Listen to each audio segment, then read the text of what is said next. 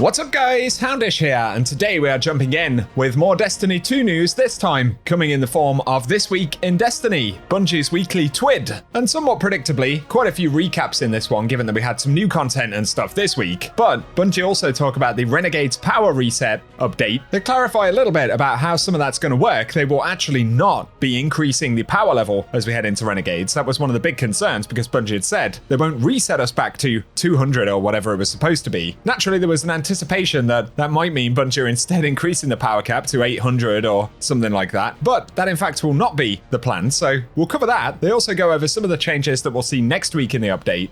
Of course, as part of the weekly patch schedule that we pretty much have at this point, there's a big known issues listed here as well. A few things worth mentioning there, otherwise some new Bungie rewards, and a few other things to talk about. So I hope you guys find the recap useful. If you do, feel free to hit subscribe and I'll keep you posted with more Destiny content. Otherwise, let's get into it.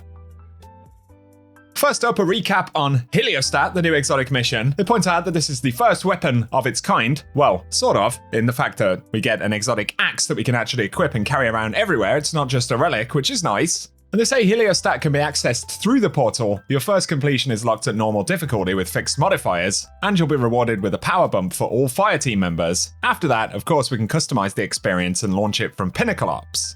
A useful bit of info here, though. During the first week, all of Wolfsbane's intrinsics are available along with one of its exotic catalysts, and then starting next week, the remaining catalysts will be available for everyone to discover. Look carefully, and you'll be able to find all the secrets available. So, presumably, what they're saying there is that next week we'll be able to earn the rest of the catalysts, so it won't be a weekly thing with them all time gated.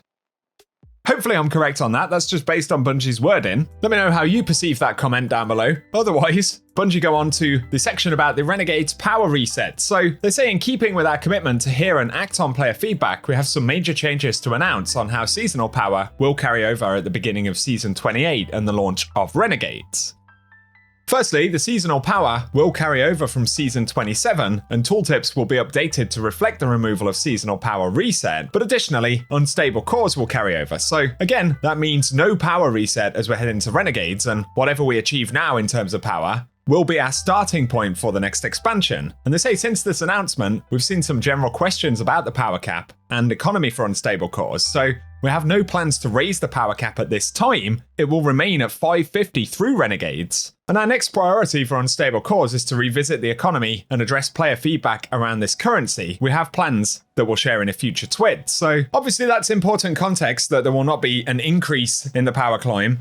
And as other players have kind of said, it does raise some questions about reward tiers and all of that. I'm guessing, for those of us who can currently earn tier 5 gear, for instance, we'll begin earning tier 5 almost straight away in Renegades, which is certainly nice. I don't have an issue personally with playing harder content to get higher tier loot. And as I've said before, I'd prefer that over us having to power level as a sort of gatekeeping mechanic for higher tiers of rewards.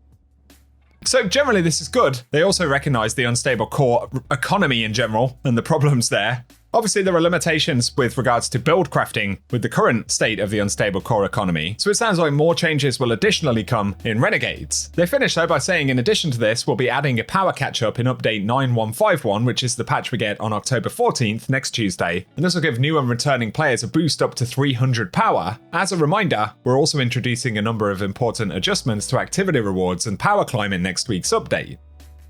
So if you are currently below 300 power, that's going to be a pretty good catch-up. I'd be sure to jump into the game and grab that before Renegades if you plan to come back when Renegades drops, as who knows, it might go away before then or something. And in relation to the October 14th power bumps to earned rewards, reductions in difficulty caps at higher difficulties, and the removal of activity power increases when adding challenge modifiers, Bungie reiterate that they're speeding up the power climb with more powerful drops in solo, fireteam, and Pinnacle Ops. Almost every activity grade for each power range will see improved drops, and if you remember from that chart last week, they're basically adding +1 to every single drop that we get across most difficulties. On top of that, the extra bonus engram rewards we get on top of completion prizes will now have the same power as the engrams from the end of activity chests, so between those two things and the other changes Bungie have already implemented, it's going to significantly speed up this power climb. And obviously power isn't the only component of the game that has problems right now, but for players that is their kind of main issue, especially if you plan to come in for Renegades again, it's a big change compared to where we were, a month or two ago.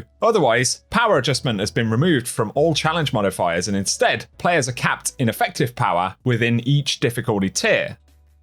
We've spoken about those numbers previously. As you can see, Expert is -15, Master -20, Grandmaster -25, and Ultimate being -30. And this conversation about whether that's going to make activities feel more difficult, we'll just have to see. I assume it maybe will, but they say players will no longer have difficulty tiers auto-selected for them until they meet the power level of the activity. And since a vast majority of players will be at 300 power or above going forward due to the catch-up, normal, advanced, and expert quick play nodes have been removed, as has the expert matchmaking tier from direct launch, so that you can find people when you try to matchmake. And they say the new node replacing these has been adjusted so that anyone from 10 to 399 power can earn good rewards from it. So we'll see how all of that feels next week. That's all we can really say on it. I totally recognise the feedback about the power delta thing though. Otherwise, in the TWID, they highlight that Arms Week is available this week, and they point out some of the mods for shotguns, which are, to be fair, pretty busted. I have a feeling most of you guys are aware of the Arms Week thing currently being live in the game, so we won't go into that in much detail. Otherwise, for trials this weekend though, they say JAV4 will be the featured map and Auric Disabler will be the featured weapon. So Auric Disabler, of course, is the Strand Precision Frame Auto Rifle, which is a pretty decent weapon if you plan to dive into trials this week. Otherwise, there's a big known issues list in the TWID, so Bungie are aware that the Vault from Inventory function is not working when using a controller. We don't have an ETA on a fix for that, but it is apparently controller specific. Outside of that, of course, there's still the option to use things like DIM. We can see as well, clan reward engrams cannot be claimed by players over 500 power, so that's an ongoing issue. Otherwise, for abilities, this is following some of the buffs this week. Vortex grenades are pushing some enemy types away instead of pulling them in, which is far from ideal. Although, might be kind of funny. Otherwise, the change to Warlock's Glacial Harvest aspect to remove the Stasis Shard creation cooldown in PvE is going to be released next week, and I guess was just pushed out of the patch that we had earlier on this week. Otherwise, arc chaining from Lethal Current is not activating Combination Blow, and exiting Weave Walk with a finisher doesn't grant Woven Mail. They also recognise bugs where Whirling Evasion Catalyst is not dropping as it should be, heavy crossbows not piercing non-champion immunity shields with anti-barrier bow equipped, an enhanced reservoir burst not granting its intended bonus to magazine size. Plus Stronghold is not granting infinite guard to special ammo swords, which is unfortunate given that it finally got some other fixes earlier this week.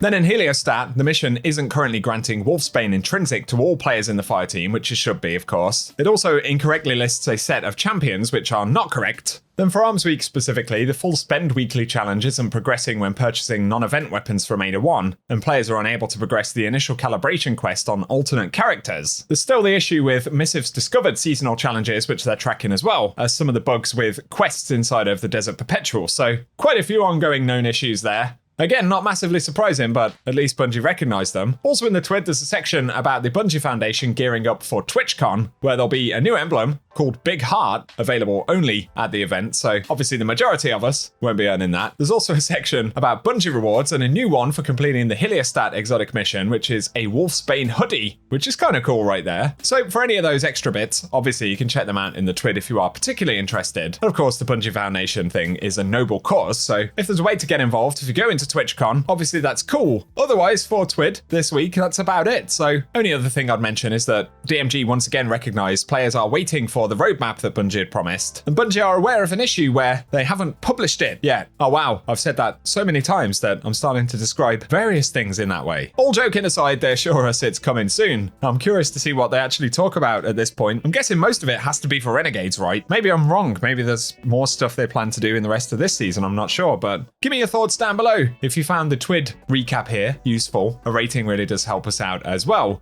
I'll keep you posted with the updates that we get next week. And otherwise, thank you for watching, and I hope you guys have an awesome day.